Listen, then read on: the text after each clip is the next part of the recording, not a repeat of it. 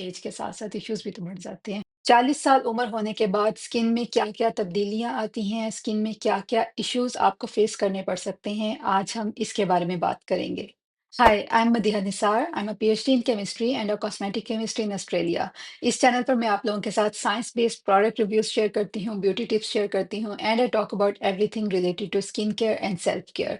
अगर आप मेरे चैनल पर नए हैं तो सब्सक्राइब कर लें and join the skin science community. 40 साल उम्र होने के बाद स्किन में वाज़ेह तब्दीलियां आती हैं। हार्मोनल चेंजेस, कोलेजन की कमी और स्किन सेल टर्नओवर स्लो होने की वजह से ऐसे स्किन इश्यूज पैदा होते हैं जो पहले आपने फेस नहीं किए होते।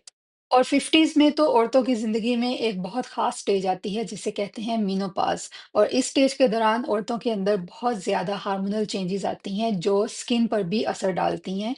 तो आज हम 40s 50s मतलब 40 प्लस ख़वातीन और इन जनरल स्किन केयर के बारे में बात करेंगे कि क्या-क्या मेन इश्यूज़ होते हैं और क्या-क्या आपकी स्किन केयर रूटीन में शामिल होना चाहिए। सबसे अहम और कॉमन इशू जो 40 प्लस में जाकर आपको नजर आता है वो है कि स्किन लूज हो जाती है, स्किन में टाइटनेस नहीं रहती क्योंकि स्किन के अंदर कोलेजन और इलास्टिन की कमी हो जाती है। ये दो ऐसी चीजें हैं जो स्किन को टाइट रखते हैं, आपस में जोड़ के रखते हैं, स्किन को लूज नहीं होने देते। दूसरा मेन इशू है फाइन लाइंस और रिंकल्स का। एक्सप्रेशन लाइंस आंखों के गिर्द, होंठों के गिर्द, माथे पर ये ज्यादा वाजे होना शुरू हो जाती हैं, रिंकल्स और फाइन लाइंस नजर आना शुरू हो जाते हैं। तीसरा मेन इशू है ड्राइनेस और डिहाइड्रेशन का। उम्र के साथ साथ स्किन ऑयल प्रोड्यूस करना कम कर देती है जिसकी वजह से स्किन ड्राई और डिहाइड्रेटेड रहती है। और ये भी एक वजह है कि आपकी स्किन पर फाइन लाइंस और रिंकल्स ज्यादा नजर आते हैं। चौथा मेन इशू है हाइपरपिगमेंटेशन का, डार्क स्पॉट्स का, सन स्पॉट्स का। अगर आपने सारी जिंदगी सनस्क्रीन इस्तेमाल नहीं की, जो हम जहाँ तक मुझे लगता है हमारी पिछली जनरेशन के लोग सनस्क्रीन इतना ज्यादा इस्तेमाल नहीं करते थे। तो अगर आपने सारी ज़िंदगी कुछ लगाया नहीं है चेहरे पर, सनस्क्रीन इस्तेमाल नहीं की, अपनी स्किन को यूवी डैमेज से प्रोटेक्ट नहीं किया, तो आपकी रंगत आहिस्ता-आहिस्ता डार्क हो जाती है। एज के साथ-साथ ज़्यादा प्रोमिनेंट लगता है ये। इसके अलावा एज स्पॉट्स बन जाते हैं, ब्राउन कलर के यहाँ पर तिल बन जाते हैं चेहरे पर, उनको सन स्पॉट्स कहा जाता है या एज स्पॉट्स कहा जाता है। ये भी यूवी डैमेज की वजह से बनते हैं। एक और बहुत कॉमन इशू है अनइवन टेक्सचर का। स्किन के अंदर कोई जान नहीं होती, स्किन बहुत ही डल लगती है। वो इस वजह से क्योंकि आपकी स्किन का जो सेल टर्नओवर है वो स्लो हो जाता है। स्किन अपने आप से अपने आप को इतनी तेजी से रिन्यू नहीं करती, डेड स्किन सेल्स इतनी तेजी से रिमूव नहीं होते। तो डेड स्किन सेल्स रिमूव ना होने की वजह से स्किन पैची, फ्लेकी लगती है, डल लगती है, स्किन के अंदर शाइन नहीं होती। आखिरी इशू जो मैं डिस्कस करूंगी और वो काफी कॉमन भी है, वो है पफीनेस और डार्क सर्कल्स का। क्योंकि फिजिकल स्ट्रेस की वजह से ब्लड सर्कुलेशन स्लो हो जाती है। अगर आप आंखों को बहुत तेजी से मलते हैं, आपकी ऐसी कोई प्रैक्टिस है जिंदगी में रही है कि आप आंखें बहुत जोर से मलते हैं, तो उसकी वजह से ब्लड वेन्स डैमेज हो जाती हैं और जैसे जैसे स्किन पतली होती है वो ज्यादा प्रोमिनेंट होना शुरू हो जाती हैं, जिसकी वजह से आपको लगता है कि आपकी स्किन में डार्क सर्कल्स बन गए हैं, अंडर आई एरिया में डार्क सर्कल्स बन गए हैं। अब हम वन बाय वन करके इन इश्यूज को डिस्कस करेंगे कि कौन से इंग्रेडिएंट्स और स्किन केयर इस्तेमाल करके आप इन इश्यूज को हल कर सकते हैं और कौन से ऐसे इश्यूज हैं जो स्किन केयर के साथ हल नहीं हो सकते and you need medical procedures to treat those issues. मैं आपको साथ साथ आपकी मॉर्निंग और इवनिंग रूटीन भी बताऊंगी। अच्छे से समझ लें कि कौन सा स्किन केयर इंग्रेडिएंट किस इशू को हल करने के लिए होगा। प्रोडक्ट्स की डिटेल्स आपको नीचे डिस्क्रिप्शन में मिल जाएंगी, अभी आप अच्छे से समझ लें। 40 प्लस लोगों की स्किन केयर रूटीन बहुत ज़्यादा जेंटल होनी चाहिए। आपकी स्किन केयर के अंदर बहुत ज़्यादा हाइड्रेटिंग प्रोडक्ट्स शामिल होने चाहिए। No harsh surfactants, no harsh irritating ingredients. अगर आपकी कॉम्बिनेशन स्किन है तो मॉर्निंग स्किन केयर रूटीन का आगाज आपने एक जेंटल क्लिंजर से करना है। अगर आपकी ड्राई स्किन है तो मॉर्निंग में क्लिंजर ना इस्तेमाल करें, सिर्फ पानी के साथ मुंह धो लें। क्लींजर आपने ऐसा इस्तेमाल करना है जिसके अंदर एसएलएस, एसएलईएस और हार्श सर्फेक्टेंट्स ना हो। चेहरा धोने के बाद ऐसे ना लगे कि कोई स्क्वीकी फीलिंग आ रही है या बहुत ज़्यादा ड्राई हो गया है चेहरा, बहुत ज़्यादा खिंचा-खिंचा महसूस हो रहा है। ऐसा क्लींजर इस्तेमाल नहीं करना और देखें कि आप अपने क्लींजर के अंदर ग्लिसरीन, हाइलुरोनिक एसिड, सिरामाइड्स इस तरह के इंग्रेडिएंट्स वाले प्रोडक्ट्स इस्तेमाल करें। क्लींजिंग के बाद सेकंड स्टेप है एक हाइड्रेटिंग टोनर का इस्तेमाल।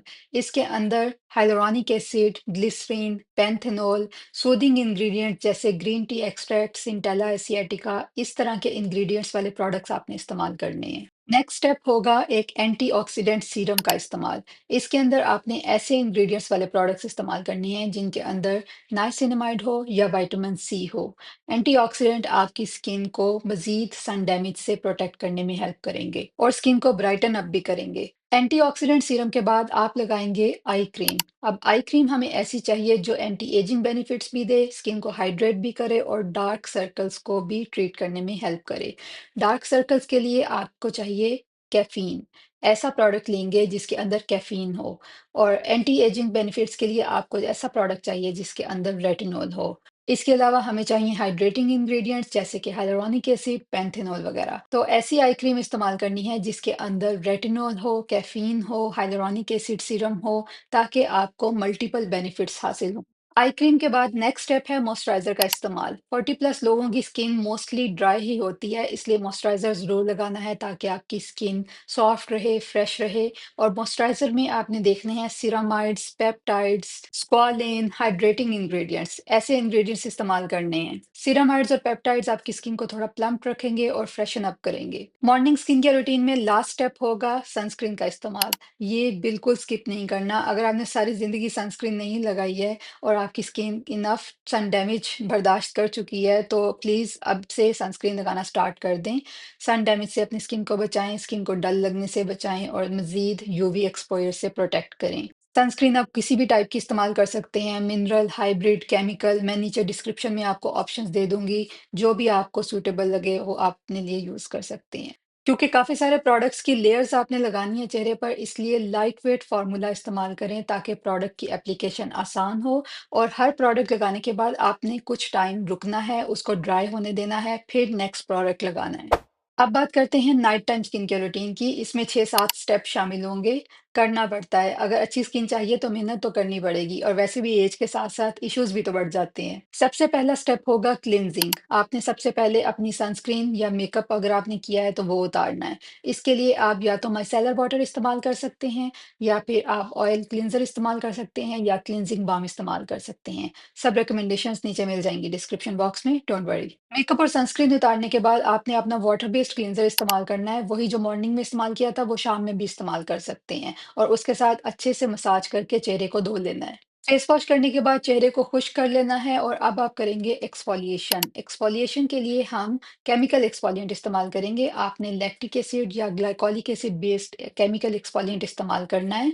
और एक्सफोलिएशन आपने हफ्ते में 2 या 3 दफ़ा करनी है, इससे ज़्यादा नहीं करनी। और एक दिन छोड़ के करनी है। अगर आप मंडे को कर रहे हैं तो फिर वेंसडे को करें या फ्राइडे को करें। एक्सफोलिएशन के साथ स्किन में शाइन आएगी, डलनेस खत्म हो जाएगी, डेड स्किन उतर जाएगी। अच्छा, हफ्ते में 3 दिन आपने कर ली एक्सफोलिएशन। अब बाकी जो हफ्ते के 4 दिन हैं उनमें आपने एंटी एजिंग सीरम लगाना है। ऐसे सीरम जिनके अंदर रेटिनॉइड्स मौजूद हों। Retinol, retinol, retinoic acid. अगर प्रिस्क्रिप्शन बेस्ड आपने लेना है तो आप वो भी यूज कर सकते हैं। एंटी एजिंग सीरम भी आपने एक दिन छोड़ के इस्तेमाल करना है। जिस दिन एक्सफोलिएशन की उस दिन रेटिनॉल नहीं लगाना, जिस दिन रेटिनॉल लगाया है उस दिन एक्सफोलिएशन नहीं करनी।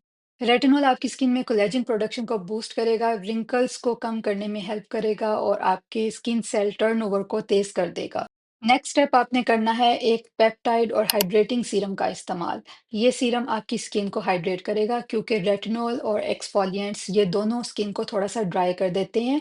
40+ पे स्किन ऑलरेडी काफ़ी ड्राई होती है, इसलिए हमने हाइड्रेटिंग सीरम का इस्तेमाल करना है, और पेप्टाइड साथ में एडिशनल बेनिफिट्स देंगे। हाइड्रेटिंग सीरम के बाद आपने अपनी आई क्रीम लगानी है। सेम आई क्रीम जो मॉर्निंग में इस्तेमाल की थी वही नाइट टाइम में भी इस्तेमाल कर सकते हैं। और उसके बाद आपने लगानी है अपनी नाइट क्रीम। नाइट क्रीम्स का टेक्सचर थोड़ा रिच होता है, उनके अंदर बटर या वैक्सेस शामिल होती हैं जो स्किन के ऊपर एक थिक लेयर क्रिएट करते हैं, ऑक्लूसिव रोल प्ले करते हैं, और स्किन के अंदर से ट्रांस एपिडर्मल वाटर लॉस को मिनिमाइज करते हैं। तो ऐसी नाइट क्रीम इस्तेमाल करें जिसके अंदर शिया बटर हो, जिसके अंदर कोलेजिन हो, पेप्टाइड्स हों। ये चीज़ें आपकी स्किन के लिए बहुत बेनिफिशियल रहेंगी। नाइट क्रीम लगाने के बाद अगर आपको महसूस हो कि मज़ीद हाइड्रेशन की ज़रूरत है, तो आप एक फेस ऑयल का इस्तेमाल कर सकते हैं। 2-3 ड्रॉप्स फेस ऑयल के अपनी पाम्स में लें और उसको रब करके थोड़ा वार्म अप कर लें। and then dab it on your face. तो face oil should be the last step in your night time skin care routine. अब बात करते हैं उन इश्यूज की जो सिर्फ स्किन केयर के साथ हल नहीं हो सकते। अगर आपके चेहरे पर ऑलरेडी रिंकल्स और फाइन लाइंस प्रोमिनेंट हो गए हैं, डायनेमिक नहीं है बल्कि वो परमानेंट रिंकल्स पड़ गए हैं आपके चेहरे के ऊपर, तो वो सिर्फ स्किन केयर के साथ ठीक नहीं होंगे। रेटिनॉल और पेप्टाइड्स ये सब ऐसे इंग्रेडिएंट्स हैं जो फाइन लाइंस और रिंकल्स को प्रिवेंट करने में हेल्प करते हैं, लेकिन अगर ऑलरेडी रिंकल्स पड़ चुके हैं तो उनको वो रिवर्स करने में इतने ज़्यादा इफेक्टिव नहीं होंगे। और ये इस पर भी डिपेंड करता है कि रिंकल कितना डीप है। तो इनके लिए आपको ट्रीटमेंट्स लेनी पड़ेंगी, आपको शायद बोटॉक्स करवाने पड़ें या फिलर्स करवाने पड़ें। आजकल बहुत सारे ऐसे लेज़र और रेडियो फ्रिक्वेंसी बेस्ड फेशियल्स भी आ गए हैं जो कोलेजन प्रोडक्शन को बूस्ट करते हैं और रिंकल्स को मिनिमाइज करने में हेल्प करते हैं। तो वो ऑप्शंस भी ज़रूर एक्सप्लोर करें। दूसरा इशू जो सिर्फ स्किन केयर से सॉल्व नहीं हो सकता वो है लॉस ऑफ इलास्टिसिटी। अगर आपकी स्किन बहुत ज़्यादा लूज हो गई है, टाइट नहीं रही, स्किन के अंदर कोलेजिन और इलास्टिन की कमी हो गई है, तो आप उसको सिर्फ स्किन केयर के साथ ठीक नहीं कर सकते। You will have to get some clinical procedures to fix your skin. Again इसके लिए भी बहुत सारे फेशियल्स और ट्रीटमेंट्स आजकल अवेलेबल हैं जो काफ़ी इफ़ेक्टिव हैं। मसला सिर्फ ये है कि वो थोड़ी एक्सपेंसिव ट्रीटमेंट्स होती हैं और सिर्फ एक सेशन लेने से आपको रिजल्ट्स नज़र नहीं आएंगे। You'll have to take multiple sessions to get the results, but they are really effective. तीसरा इशू है डार्क सर्कल्स जो सिर्फ स्किन केयर से हल नहीं होगा। अगर आपकी आंखों के नीचे की स्किन पतली हो गई है, डार्क सर्कल्स बहुत प्रोमिनेंट हैं, आंखें बहुत गहरी हो गई हैं, खड्डा पड़ गया है यहाँ पर, तो वो सिर्फ स्किन केयर से हल नहीं होगा। You will have to get medical treatment. Medical procedures इन इश्यूज को हल करने में आपकी मदद करेंगे, but skin care is equally important to maintain those results. इसलिए आज से ही अपनी एक मॉर्निंग और इवनिंग रूटीन स्टार्ट कर दें और उसको रिलीजियसली फॉलो करें to get better results. I hope आज की वीडियो काफ़ी इन्फॉर्मेटिव रही होगी और आपने कुछ ना कुछ नया सीखा होगा। वीडियो पसंद आई है तो इसको लाइक कर दें, अपने फ्रेंड्स के साथ शेयर करें, सब्सक्राइब कर लें मेरे चैनल को, और कोई रिक्वेस्ट है तो नीचे कमेंट्स में ज़रूर पूछें। I see you guys in the next video. Till then, bye.